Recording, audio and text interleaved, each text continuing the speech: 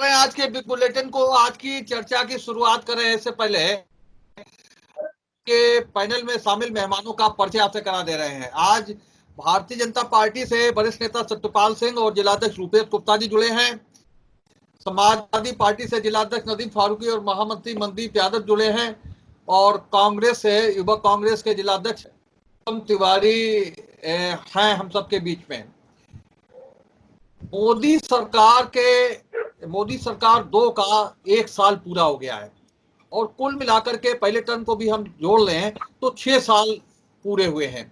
और खासतौर से इन 1 साल में बड़ी सी उपलब्धियां हैं सरकार की। धारा 370 के बाद 3 तलाक, राम मंदिर बनाने का रास्ता और तमाम सी उपलब्धियां, बैंकों का विलय, कई उपलब्धियां हैं। लेकिन इसी बीच कोरोना की वैश्विक महामारी शुरू हो गई और देश की दिशा बदल गई। अब जो आने वाले 4 साल हैं उन 4 सालों के लिए सरकार का एजेंडा भी निश्चित रूप से बदल जाएगा। हर जिला शहर की डिमांड बदल गई है। हर हर हर अस्पताल के स्वरूप को बदलने की स्थिति पैदा हो रही है। और निश्चित रूप से जो आने वाले 4 साल हैं सरकार के, वो इन सब आवश्यकताओं को पूरा करने में ही कहीं ना कहीं लगेंगे। कई चीजें हैं, रोजगार की समस्या है, जो टेम्पुल है कोरोना के, उनकी संख्या बढ़ाने की जरूरत है। कई चीजें हैं, अस्पतालों में वेंटिलेटर चाहिए हैं आपको। कई तरह की चीजें हैं जिन्हें 4 साल में हमें पूरा करना है। सरकार इन सबको लेकर के योजना भी बना रही है। और इन सारे माहौल में राजनीति की भी दिशा बदल गई है। जब कोरोना ही कोरोना है, कोरोना की तैयारी है और 4 साल स्थायी रूप से निपटने के लिए कहीं ना कहीं प्रबंध करने हैं। और उन परिस्थितियों में हमें आत्मनिर्भर बनना है। आत्मनिर्भर भारत की कल्पना के लिए प्रधानमंत्री आह्वान कर चुके हैं और सारी योजनाएं आत्मनिर्भर भारत की उस संकल्पना के आसपास ही पूरी हो रही हैं। सतपाल जी, जो स्थितियां बन रही हैं उनमें 1 साल की उपलब्धि को, 6 साल की उपलब्धि को किस रूप में आप रेखांकित करते हैं? और जो आने वाले 4 साल हैं उनमें किस करवट देश बैठेगा, किस करवट सरकार चलेगी? देखिए शेखर जी, अगर आप मोदी जी के प्रधानमंत्री जिस दिन से बने हैं, अगर उस दिन से उनके समय पर कार्यकाल में और उनकी स्थिति के बारे में मूल्यांकन करें तो इस देश में एक पहले नेता हैं जिन्होंने चुनौतियों को अवसर के रूप में परिवर्तित किया है। जो चुनौती इस देश के लिए जो बड़ी चुनौतियां थी वो सब मोदी जी के लिए अवसर पैदा हो, और इसलिए उन्होंने उन चुनौतियों का बहुत कुशलता पूर्वक पालन करते हुए, उन मुकाबला करते हुए कहना चाहिए कि उन्होंने देश की तकदीर और तस्वीर बदलने में बड़ा योगदान किया। इन सारी चुनौतियों का, देश में तमाम चुनौतियां थी, 370 थी, राम जन्मभूमि थी, और ये जिनके बारे में आप चर्चा कर रहे हो एनआरसी है, तमाम चीजें हैं। और इस देश में बेरोजगारी की एक बड़ी भारी समस्या थी। कहने उसके कहने लोग कर्फ्यू, जनता कर्फ्यू लग जाता है, उसके कहने पे लोग दीपक जलाते हैं। तो ये प्रधानमंत्री की अपनी लोकप्रियता है। और 6 साल के कार्यकाल में किसी भी मंत्री के ऊपर कोई भ्रष्टाचार का आरोप नहीं लगा। ये हिंदुस्तान की पहली सरकार। बताइए नदीम फारूकी साहब, बड़ा उपलब्धियों का बखान किया है। क्या आज के दिन आप लोग प्रधानमंत्री की जय जयकार करें क्या?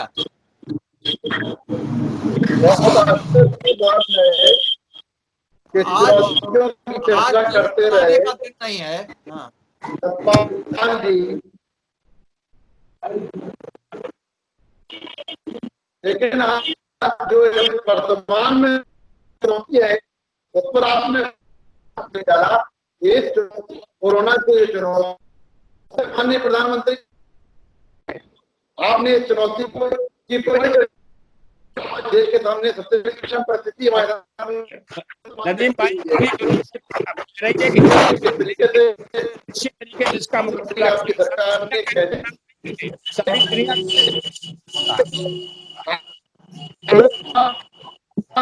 कि आपने राम जन्म ये साबित कर दिया आपका प्रधानमंत्री पालिका में रहा, आपका संदेश था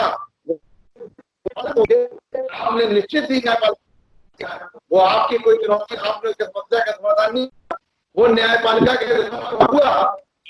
पालिका को हमने क्या किसको निपटाएंगे? आप कहते हो हाथ रहा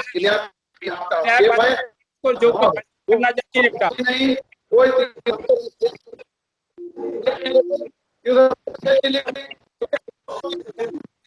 देश की जो चुनावी थी लड़खड़ा गई भाई, सही बोल दोहरा माननीय जी ने नदीम आगे बढ़ाइए। बर्बाद हुई और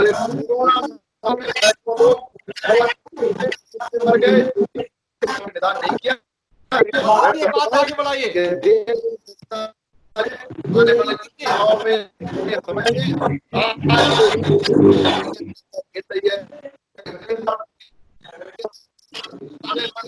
वही इसका अंदाजा मिल पाएगा।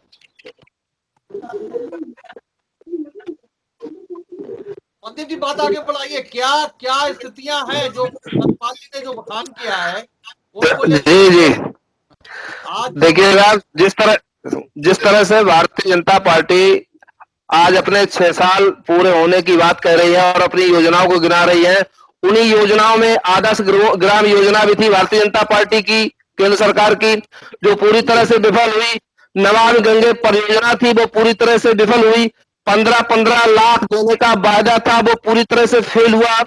एक सिर के बदले 10 लाने की बात कही गई थी, वो फेल हुई। 2 करोड़ रुपया प्रति वर्ष रोजगार देने की बात कही गई थी, वो फेल हुई। आंतरिक सुरक्षा पे भी हम खड़े नहीं उतरे, डीजल पेट्रोल गैस के दामों में भी। और रही बात भ्रष्टाचार की बात, तो इन्हीं की सरकार में नीरव मोदी का कांड हुआ, इन्हीं की सरकार में राहुल मेहुल चौकसी का काम हुआ, इन्हीं की सरकार में गुजरात का जमीन घोटाला हुआ, इन्हीं की सरकार में हेमा मालिनी जी का जमीन घोटाला हुआ। गरीबी हटाने चाहिए था, गड़बड़ है, हमारी सरकार में नहीं हुआ है। ये पहले के घोटाले हमारी सरकार ने तो बात की बात आई है, हमने पकड़ने का काम किया। जो गिना करके भागने का काम महोदय सरकार में हुआ है। रोजगार देने का वायदा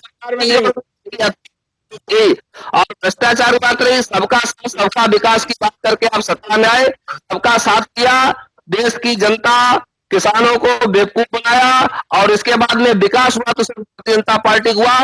देश के हर जिले में करोड़ों रुपए कीमती के भारतीय जनता पार्टी के कार्यालय बन गए। ये कहीं न कहीं ये चीजें खुल के सामने आएंगी। और ये क्वेश्चन है, नोटबंदी आपकी विफल हुई, नोटबंदी आप भ्रष्टाचार नाम पे, काला धन का आपने वायदा किया, काला धन पे आप फेल हुए। तो ये भी रिपोर्ट का विचार करिए। बताइए शुभम तिवारी।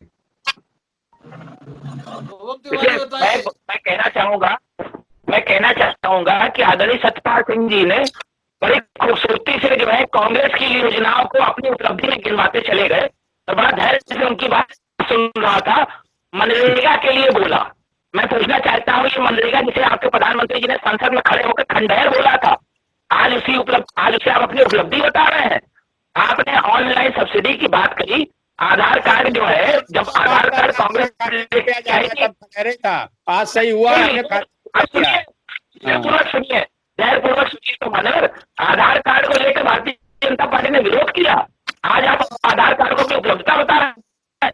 देश में घर घर शौचालय की योजना को जयराम रमेश जी ने, जब विद्या बालन जी अगर जो उसका वो करती थी, प्रचार करती थी, आपको ध्यान होगा, आप भूल गए होंगे, इसलिए आपको याद दिला रहा हूँ। ये कांग्रेस की योजना थी, लेकिन आप नहीं कह सकते क्योंकि ये कहने के लिए बड़ा कलेजा चाहिए। आपने आधी ज्यादा योजनाओं पर अपनी मोहर लगा ली। क्या हुआ नमामि गंगे के 20,000 करोड़ का? ये आपकी गंगा जी नहीं पड़ता दिखाई दे है। रही साहब, पेट्रोल डीजल का राष्ट्रीय दाम है। गंगा जी साहब नहीं दिख रही है आपको, नवाब ठीक है, अब गंगा कोरोना गंगा जी लॉकडाउन में साफ किए जी, गंगा जी की सफाई तो लॉकडाउन कर दी है, गंगा जी की सफाई तो लॉकडाउन कर दी है जी। बताइए नहीं दे रुपेश पाएंगे। जी, रुपेश जी, गोद लिए थे, कितने गांव सही बन गए। अरे मोदी जी ने जो गांव बनारस में गोद लिया था उसकी हालत देख के बता दीजिए ना। कोई तो बना रहे थे वहां पे, देख लीजिए एक बार आंकड़े उठा के क्या स्थिति है आंतरिक सुरक्षा के नजरिए में। अभी नकली हमला हो रहा है, क्या क्या रणनीति सरकार की, कुछ नहीं हुआ। एक समय 2 करोड़ रोजगार देने की आप बात कर रहे थे, आज की स्थिति में 30 करोड़ रोजगार की जरूरत है। कहाँ कर रही है सरकार आपकी? कहीं पर तो स्टैंड करना चाहिए भारतीय जनता पार्टी को। क्या हो रहा है कोरोना की स्थिति में?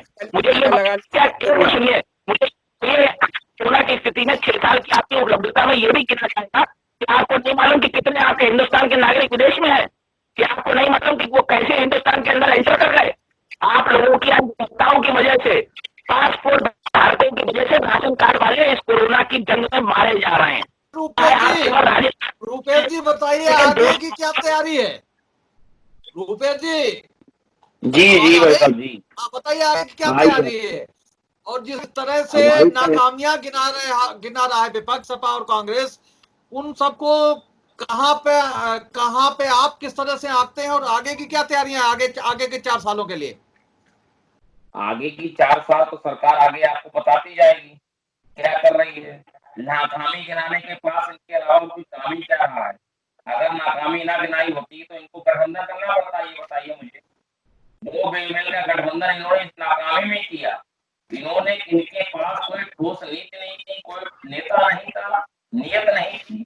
उस नेता नियत के खिलाफ भारतीय जनता पार्टी ने एक ऐसा नेता दिया जिसने पूरे देश का इतिहास बदल के रख दिया।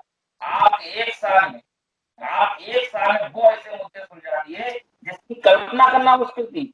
370 जैसे जटिल मुद्दे, सीए जैसे मुद्दे पे समर्थन। आज आप बात करिए कोरोना जैसी वैश्विक महामारी को लेकर, पूरी दुनिया में आज संयुक्त राष्ट्र संघ के महासचिव ने आज फिर भारत की सराहना की है कि उनके प्रयासों को सराहा है माननीय प्रधानमंत्री जी के। आप इनके पास क्या बात कर रहे हैं? ये सहयोग के नाम से कहीं कोरोना में निकले नहीं, ये डर के मारे घर पे बैठे रहे, इनके नेता डर के मारे घर पे बैठे रहे। ऐसी वैश्विक महामारी में जब लोगों के सहयोग के लिए निकलना चाहिए था, ये सिवाय आलोचना करते रहे। आज भारतीय जनता पार्टी और उनका विचार परिवार दिन रात अथक परिश्रम करके उन लोगों की सेवा करता रहा जो कोरोना आपदा में परेशान थे। कुछ जो परिस्थितियां हैं, कुछ जो हालात हैं, हमने जैसा शुरू में कहा कि एजेंडा सरकार का बदल गया है। अब आपको जो कोरोना है उससे स्थायी लड़ाई करने की बात है। अपने यहाँ शेल्टर हाउस है फतेहगढ़ में, और इस लॉकडाउन के दौरान शेल्टर हाउस इतना लाभकारी साबित हुआ है, तमाम बड़ी संख्या में लोग वहां लंबे समय तक रुक पाए हैं। ऐसे शेल्टर हाउस बड़े शहरों में बहुत बड़े, जिनमें कम से कम 3000, 4000, 5000 लोग रुक सके, और अपने फर्रुखाबाद जैसे जिले में हर तहसील में अगर इस तरीके के शेल्टर हाउस हो, और उनके बनने की आवश्यकता भी है, जो परिस्थितियां हैं, रोजगार डेवलप करने की जरूरत है। हमारे यहाँ हर मोहल्ले में अलग अलग काम होते थे, बन बटन नगरा है, बांध बनने जाते थे, काम कहीं ना कहीं रोजगार डेवलप करने की जरूरत है। और खासतौर से मास्क है, सैनिटाइजर है, वेंटिलेटर है, इन पर बहुत बड़ा काम करने की जरूरत है। राजनीति पर चर्चा करेंगे तो राजनीति में तो जवाबी कीर्तन अभी शुरू हो गया। कांग्रेस के पास तमाम नाकामियां गिनाने को है, सपा के पास तमाम नाकामियां गिनाने को है, और भाजपा अपनी उपलब्धि गिना रही है, कांग्रेस और सपा उन्हें काट रही है कहीं ना कहीं।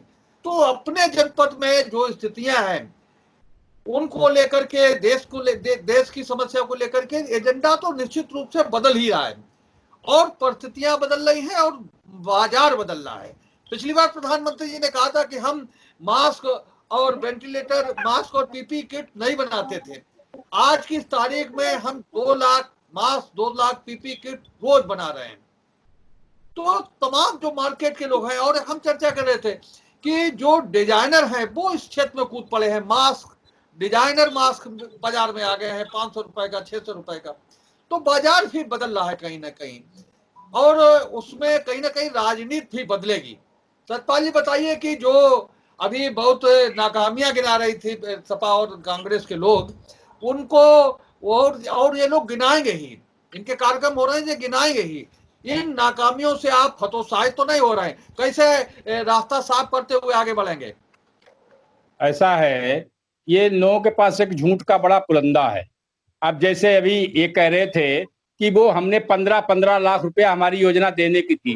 कौन से घोषणा पत्र में, कभी किसी समाचार पत्र में, किसी अखबार में ये भाजपा ने घोषणा की थी? ये कहीं किसी के उसके रिकॉर्ड नहीं है, लेकिन चिल्ला रहे हैं कि भाई कुछ नहीं है। ये कह रहे योजनाएं हमारी थी। ये योजनाएं इससे पहले कांग्रेस की कहाँ थी योजनाएं, जरा हमें बताएं। मनरेगा की जिसकी ये चर्चा कर रहे हैं, उस समय मनरेगा के नाम पे दुर्गति हो रही थी, लूट हो रही थी। लेबर को पैसा खाते में नहीं जाता था। लेबर को जब ये पैसा देते थे, एक योजना मनरेगा की, ठीक है, उन्होंने शुरू की थी, लेकिन उसमें लेबर के खाते में पैसा नहीं जाता था। आधे 5 दिन उसने काम किया, 3 दिन का प्रधान, बाकी वो ले जाते थे। इसको प्रधानमंत्री जी ने उस भ्रष्टाचार को दूर करने का काम किया। और इसके बाद जो योजनाओं की आप बात करें, ये गैस की सब्सिडी इनकी सरकार में थी। इनकी सरकार में गरीब के खाते में फ्री गैस सिलेंडर मिल रहा था क्या? जो आज उसके खाते में पैसा जा रहा है, आज 6,000 रुपया किसान के खाते में जा रहा है, इनके समय जा रहा था क्या? 370 इनके समय में इनका किया हुआ पाप था, उसको भाजपा ने धोया है। देश में अलगाववादी 60 साल तक काम करते रहे, उनको समाप्त करने का काम इन्होंने किया है। आम जन्मभूमि का एक दावा करके लोगों को प्रभावित करने के लिए वोट बैंक के लालच में इन्होंने उसको फैसला नहीं होने दिया। हमारी सरकार ने कोर्ट से कहा, सुप्रीम कोर्ट से कहा कि आप इसकी जल्दी सुनवाई करके इस फैसले को निपटाइए। ये जिन चीजों की ये बात कर रहे हैं वो चीजें नहीं है। आज कोरोना की जिनकी ये बात करे कि अरे हमारी कोई तैयारी नहीं थी। इनको मालूम नहीं कि 112वें स्थान पे भारत है स्वास्थ्य की दृष्टि से, और आज 112वें स्थान पे होने के बाद सारी दुनिया आज भारत की प्रशंसा कर रही है। और प्रशंसा ही नहीं, आज WHO का जो सचिव चुना गया, महासचिव जो चुना गया, उन्होंने हमारे व्यक्ति को निर्विरोध रूप से चुना सारी दुनिया ने। बताइए मनदीप यादव जी, बताइए। अभी आपने बात सुना। देखिए साहब, भारतीय जनता पार्टी का ये आचरण है, भारतीय जनता पार्टी का आचरण है कि दूसरे के विकास कार्यों को अपने काम में गिनाना। उत्तर प्रदेश सरकार, वर्तमान उत्तर प्रदेश सरकार इसी काम में लगातार लगी हुई है कि इस सरकार से पूर्ववर्ती समाजवादी पार्टी सरकार ने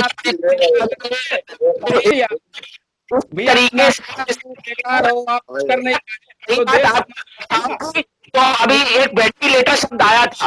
वेंटिलेटर शब्द इस समय सोशल मीडिया पे खूब चल रहा है, क्योंकि गुजरात में जो एक वेंटिलेटर मोदी जी के मित्र से खरीदा गया है, उसने गुजरात सरकार की पोल खोल के रख दी है। और साहब आप कह रहे हैं भ्रष्टाचार, इन 6 सालों में इन सरकारों के भ्रष्टाचार भी आपको जोड़ने पड़ेंगे अपने ही खाते में जोड़ने पड़ेंगे। अगर आपके खाते में कुछ होता तो राष्ट्रीय अध्यक्ष चुनाव नहीं हारता। आपको भारतीय जनता पार्टी के राष्ट्रीय अध्यक्ष, हमारे राष्ट्रीय चिंता करने की नहीं है। हमारे राष्ट्रीय आज भी और समाजवादी पार्टी की भी डिम्पल जी हार गई, जो कन्नौज की अखिलेश जी की मुख्यमंत्री की सीट थी। ये अगर इन्होंने अच्छा किया होता तो मारते। पब्लिक ने, हमने 5 साल अच्छा किया, पब्लिक ने इसलिए हमको चुना।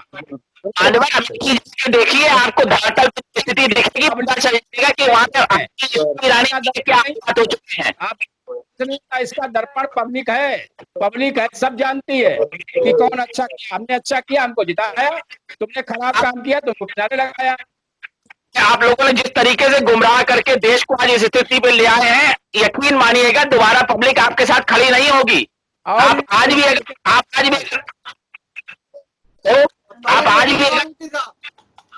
नदीम फारूकी साहब, आवाज सही है आपकी? बताइए। आप बताइए, आप हमारी आवाज पहुंच रही है? हाँ पहुंच रही है, बोलिए। हाँ बताएं। जो स्थितियां हैं, आप लोगों ने जो भी नाकामियां गिनाई सरकार की, सत्यपाल सिंह ने उसको सबको खारिज कर दिया। लेकिन जो स्थितियां हैं, जिन परिस्थितियों में सरकार को आगे के 4 साल पूरे करने हैं, उनमें कैसे चलेगा? आप नाकामियां गिनाते रहेंगे, सरकार को नई परिस्थितियों में आगे बढ़ना है।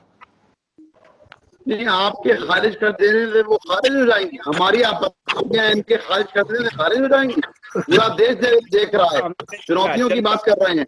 जो वर्तमान में चुनौती चल रही है कोरोना की, उस पर एक शब्द भी सतपाल जी ने नहीं कहा। सबसे बड़ा आज चुनौती झेल रही है, लोग सड़कों पे मर रहे हैं, लोग भूख से मर रहे हैं, लोग ट्रेन से कट के मर रहे हैं, लोग एक्सीडेंट में मर रहे हैं, लोग तड़प के मर रहे हैं, लोग मरे हुए जानवर का गोश्त खाने पर मजबूर हैं, लोग स्टेशनों पर अनाथ बच्चों को छोड़कर मर रहे हैं, और आप कह रहे हैं कि देश हमारा में कोई चुनौती नहीं है। आपका प्रधानमंत्री 10 लाख रुपए का सूट पहन रहा है और लोग भूख से मर रहे हैं। देश प्रगति की ओर जा रहा है, किसान बेहाल है, बेरोजगारी का आलम है, भुखमरी का आलम है। आप कह रहे हैं कि हमारा देश प्रगति की ओर जा रहा है। प्रधानमंत्री सफल प्रधानमंत्री है, आप कह लें इससे वो सफल नहीं हो जाएंगे। पूरा देश जान रहा है, पूरे देश की जनता जान रही है, पिछले 2.5 महीनों से देश का जो बेहाल में है उसका उत्तर उसके शब्द में आपने एक शब्द नहीं कहा। आप दावा 73 पे कह रहे हैं, वो देश की चुनौती कभी नहीं थी, आपकी विचारधारा रही होगी। आप बात कर रहे हैं राम जन्मभूमि की, आपने स्वीकार कर लिया कि आपने न्यायपालिका में एनआरसी की बात कर रहे हैं, आपने आसाम में देखा क्या दुर्दशा हो रही है। एनआरसी को आपका देश स्वीकार करने को तैयार नहीं है। आपने उन चुनौतियों की बात नहीं करी, वर्तमान में चुनौतियां हैं, आप उन मुद्दों की बात कर रहे हैं जिनका इस देश की आम जनता से कोई वास्ता नहीं। तो आम जनता तो कर रही है। बताइए, आपके राष्ट्रीय हमने फैसला नहीं किया, ये आम जनता ने किया। उनका राष्ट्रीय अत्याचार गया, हमने फैसला नहीं किया, ये आम जनता ने किया है। कोई वहां वोट डालने हम थोड़ी गए थे। मैं आपकी जीत पर बधाई देता हूँ, आपको पूर्ण बहुमत जीता, लेकिन आज आप लोगों के दिलों में हारे हुए हैं। आज जो सड़कों पर पैदल चल रहे हैं, जो साइकिल से 1200 किलोमीटर सफर तय कर रहे हैं, जो 1800 का सफर मोटरसाइकिल से तय कर रहे हैं, वो उनके दिलों में आप हार। 20 लोग पैदल वाले दिख रहे हैं, 37 लाख लोगों को ट्रेन धोके उत्तर प्रदेश में लाई। हमारे अपनी पीठ लगातार थपथपा रहे हैं कि कोरोना में हमारे देश में लोग कम मरे। हम ये पूछना चाहते हैं कि इतने क्यों मरे। और 37 लाख लोग जिनको हमारी ट्रेनें लेके आई और बसों से जिनके घर पहुंचाया गया, वो आपको नहीं दिखाई दिए। नहीं, आप शुरू से अपनी पीठ थपथपा रहे हैं कि हमारे देश में सबसे कम मरे। क्या चाहते थे आप, क्या और ज्यादा मरना चाहिए थे? आप ये उत्तर दीजिए कि आपके यहाँ एक भी ना मरता। आपकी व्यवस्था पहले थी, बीमारी दूसरे देशों में पहले आई थी, आपको पहले रोकना चाहिए था, आपको पहले व्यवस्था करना चाहिए। बताइए रूपेश जी, तो हमारी बताइए क्या आरोप लगा रही समाजवादी पार्टी? देखिए, ये समाजवादी पार्टी के नेता भी सुरक्षित है इस शासन में, ठीक है। इनको बाहर घूमने की बड़ी आदत थी, लॉकडाउन लग गया तो घरों में रहे, सुरक्षित बने रहे। आज नहीं तो कल इनका परिवार माननीय मोदी जी को धन्यवाद देगा, ठीक है। दूसरी बात सुन लीजिए ना, सुनिए आप सुनिए ना, बोल चुके हैं, सुनिए हमारी आप। कोरोना को लेकर क्या किया ये नदीम जी बड़े अच्छे से बता रहे थे। इस देश में नदीम जी स्वीकार नहीं कर रहे, पूरी दुनिया स्वीकार कर रही कि कोरोना को लेकर आपने कितने अच्छे काम किए।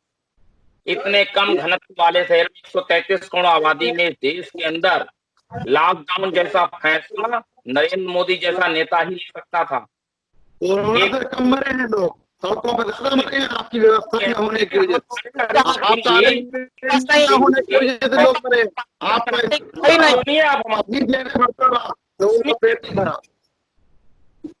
अरे आप सुनिए हमारी बात।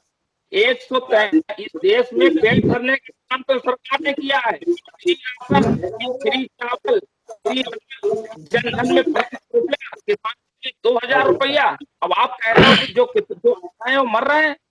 आपने गरीबी को लगता है इसी कोरोना में देखा है, जो फुटपाथ पे रहते हैं, इन पे गाड़ियां से कुचल जाती थी ना, याद है ना आपको? सलमान खान के साथ गाड़ी चढ़ गई थी फुटपाथ में, वो भी गरीब थे। जो ट्रेनों में बैठ के लैट्रिनों के डिब्बों के अंदर मजदूर सफर करके आता, वो भी गरीब था। दिल्ली और करिए ना, गरीबी कहाँ से इस पर शुरुआत कीजिए। अभी गरीबी ना बोलिए, गरीबी की दशा देखिए जो आज महाराष्ट्र से दिल्ली से आदमी छोड़ा क्यों? सही कह रहे हैं। घर में लिया तो आज उत्तर प्रदेश में बात है, केंद्र ने लॉकडाउन लगाया है, कोरोना का मामला तो केंद्र देख रहा है, केंद्र में आपकी सरकार।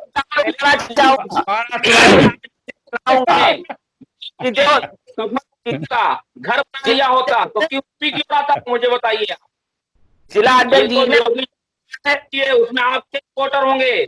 आज बहुत सारे लोग हमारी विचारधारा के भी नहीं है, लेकिन चूंकि हम मानते हैं एक भारत श्रेष्ठ भारत, हम सबका साथ सबका विश्वास करके चलते हैं। हमने कोई भेदभाव नहीं किया। उत्तर प्रदेश नागरिक को नागरिक माना और उसको हर संभव मदद देने की कोशिश की। और माननीय योगी जी ने, हमारे यशस्वी मुख्यमंत्री जी ने कहा है कोई व्यक्ति पैदल ना चले, कोई व्यक्ति भूखा ना रहे। भयंकर जनता पार्टी ने, इसी समाजवादी पार्टी ने, 1 मिनट बताइए, 1 मिनट में ने 1-1 लाख रुपया का काम किया है। सुबह में 1 मिनट बताइए, टाइम खत्म होगा। हाँ, जिला अध्यक्ष भयमुक्त सरकार की बात कर रहे हैं। आज ही की मैंने एक खबर पढ़ी है कि कायमगंज में एक वरिष्ठ पत्रकार ने जहर खा लिया है। और क्यों खा लिया है? मुझसे बेहतर आदरणीय आप सुनिए, सुन लीजिए, अब बात पूरी होने दीजिए। तो अगर आपको जानकारी नहीं तो क्या करिए, उन्होंने आरोप लगाया है भारतीय जनता पार्टी के किसी नेता के भय की वजह से उन्होंने आज ये कदम उठाया है। ये भयग्रस्त वाली स्थिति है, भय मुक्त नहीं है। और रही बात वर्तमान में, तो सबसे बड़ा प्रश्न है रोजगार का, क्योंकि इस लॉकडाउन की वजह से आपकी जो नीतियां हैं उसकी वजह से वो गरीब व्यक्ति दाने दाने को मोहताज हो गया है। आप जो कह रहे हैं गरीब, आप लोगों ने गरीबी नहीं हटाई, आप लोगों ने देश से गरीब ही हटाने की योजना बनाई और उसी पर आप लगातार चल रहे हैं। ये आपका 6 साल का अचीवमेंट है। बुलेटिन की आज की चर्चा को यहीं समाप्त कर रहे हैं। पूरे नहीं दे रहा है, चर्चा को यही समाप्त कर रहे हैं। कल हम फिर मिलेंगे नई चर्चा को लेकर के, नई डिबेट को लेकर के, नए विषय को लेकर के। तब तक के लिए इजाजत दीजिए। आज की चर्चा में भाग लेने के लिए आप सबका बहुत बहुत धन्यवाद। सत्यपाल जी का धन्यवाद, रुपेश जी का धन्यवाद, मनदीप जी का धन्यवाद, नदीप फारूकी साहब का धन्यवाद और शुभम तिवारी का धन्यवाद। कल हम फिर मिलेंगे एक नई चर्चा को लेकर, नई डिबेट को लेकर के। समय समाप्त हो रहा है, तब तक के लिए इजाजत दीजिए। शुभ रात्रि, धन्यवाद, नमस्कार सभी को। नमस्कार, मैं हूं अनिल वर्मा शेखर। उम्मीद है आपको हमारा ये एपिसोड पसंद आया होगा। आप इसे लाइक करिए, अपने दोस्तों के साथ शेयर करिए और हमारे चैनल को सब्सक्राइब करिए। यही आपसे निवेदन है। धन्यवाद।